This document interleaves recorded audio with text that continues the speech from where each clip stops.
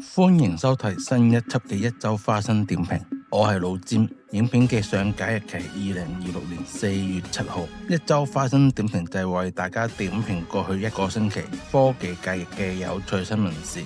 今集咧主要係講下啲科技界嘅周邊新聞，唔知大家準備好包花生未呢？但係喺影片開始之前，記得 CLSS 我嘅影片，同埋 follow 埋我嘅 Facebook、IG 同網誌，唔阻大家去剝花生啦。我哋去片。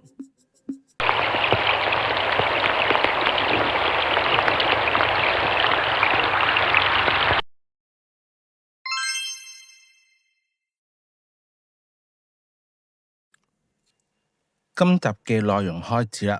美國同伊朗嘅戰爭都打咗一段時間啦，實體戰上面嘅嘢咧就唔多講啦。根據路透社嘅消息指導咧，就話伊朗有關嘅黑客咧就入侵咗美國聯邦調查局 FBI 局長巴特爾嘅私人電子郵件信箱啊，就並且將呢啲嘅文件啊、相啊公開到網絡上面嘅。黑客組織同埋 FBI 咧喺27號3月咧已經證實咗呢件事啦，兩邊都承認咗啦。經黑客組織 Handler Hack Team 喺佢哋嘅網站上面公開咗一系列嘅個人照片，包括巴特爾聞雪卡、食雪卡、揸呢啲舊式嘅開篷車，同埋對住鏡攞住一樽酒做鬼臉嘅相片啊。而 FBI 嘅發言人阿 Ben 表示咧，我哋已經採取所有必要嘅措施，降低呢件事帶嚟嘅風險啊。亦都指出呢啲資料咧係屬於一啲舊資料，亦都唔涉及到政府嘅資訊啊。因為之前佢哋係咪阿克林頓老婆咧做公務嘢用私人電郵啊嘛？咁而家可能就會分得仔細啲，呢啲係私人嘢或者係公務嘢啊。除咗阿巴特爾嘅相之外咧，黑客仲公開咗300封電子郵件嘅 sample， 包括咗有2010年至2019年期間阿巴特爾嘅私人同工作往來嘅信件啊，即係好似 FBI 頭先阿 Ben 話齋，呢啲係啲舊嘅資料啊，但係唔涉及政府咧，唔知大家對呢啲黑客入侵電郵嘅消息點樣睇呢？都歡迎大家下面留言分享下嘅。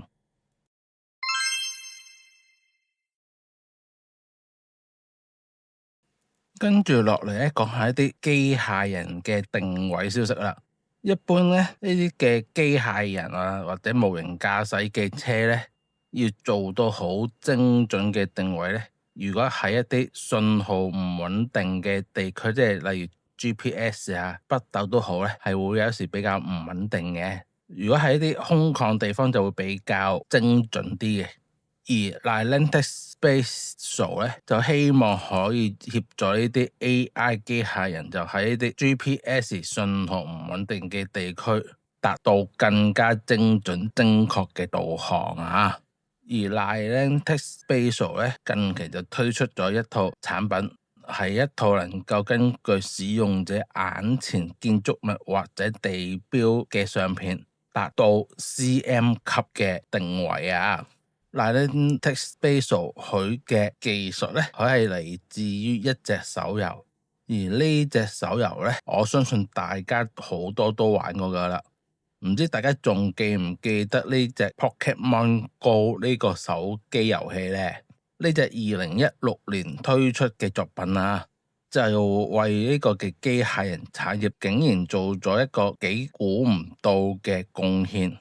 而呢間嘅 Niantic Spatial 咧，其實係 Pokemon Go 嘅開發商 Niantic 特別分拆出嚟嘅 AI 同地理空間嘅公司嚟嘅。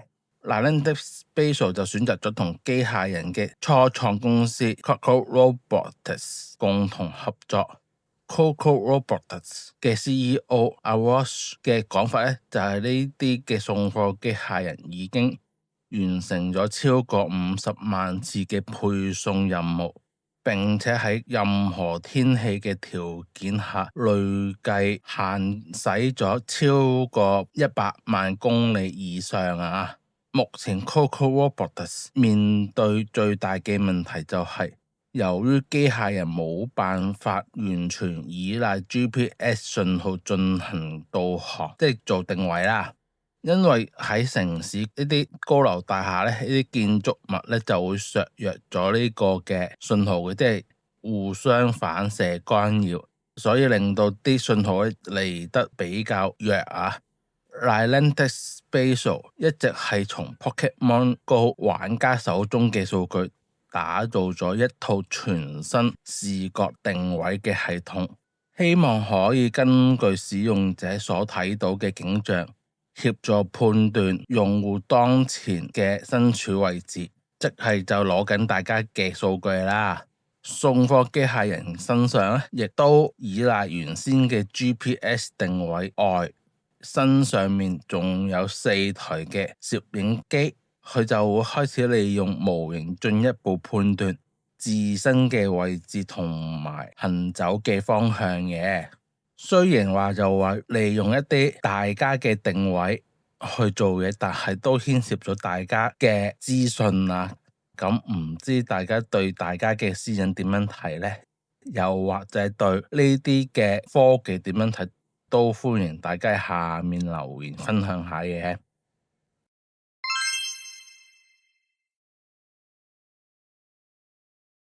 跟住講下啲相機嘅嘢，雖然呢一方面比較少講。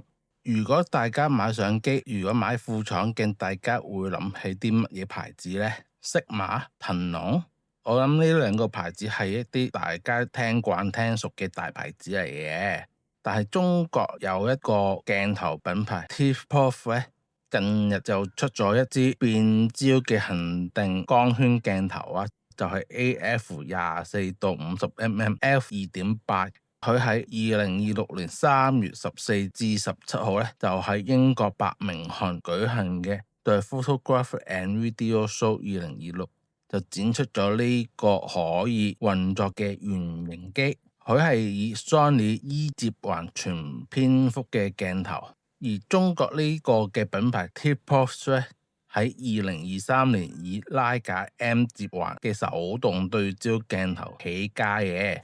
今次呢支 AF24-50mm f2.8 咧，就一口氣打造咗全篇幅鏡頭、自動對焦加變焦，再加恒定光圈嘅4大門檻。鏡頭旁邊亦都有 MF 同 AF 去切換啊，方便大家喺手動同自動對焦去快速切換。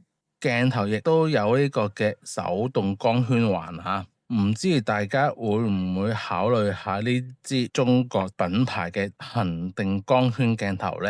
我相信佢會比Sigma或者騰龍嚟得平嘅，雖然而家佢未有定價。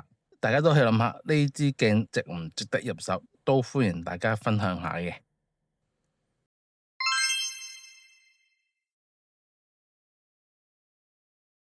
喺香港玩無人機呢，即係重過一個 size 呢，就需要實名登記啦。但係喺北京呢，嚟緊喺2026年5月呢，又有呢個新嘅無人機禁令啦。北京喺5月開始喺未經批准嘅情況之下，唔可以喺室外放呢個嘅無人機。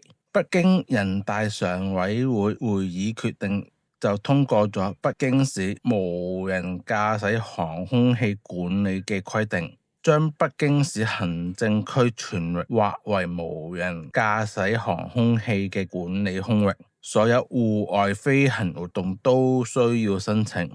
喺市內唔可以銷售、出租無人機及有關核心嘅部件，即係唔俾你自己砌部鬼機出嚟。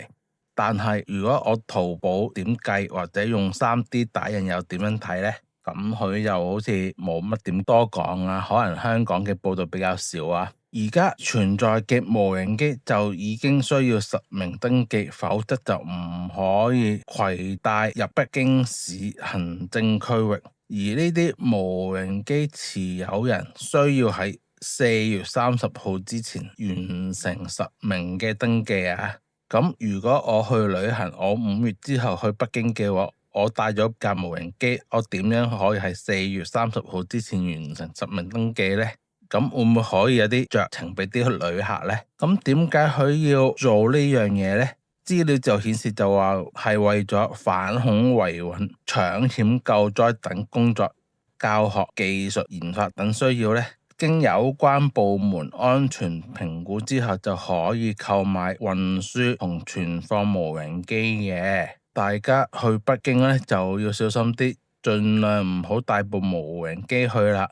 而今集嘅內容呢，就嚟到呢度，唔知大家中唔中意我為大家嘅選材？但係都要 CLS 我嘅影片，同埋 follow 埋我嘅 Facebook、IG 同網誌。最後記得清理好啲花生碎。我哋下一集再見，拜拜。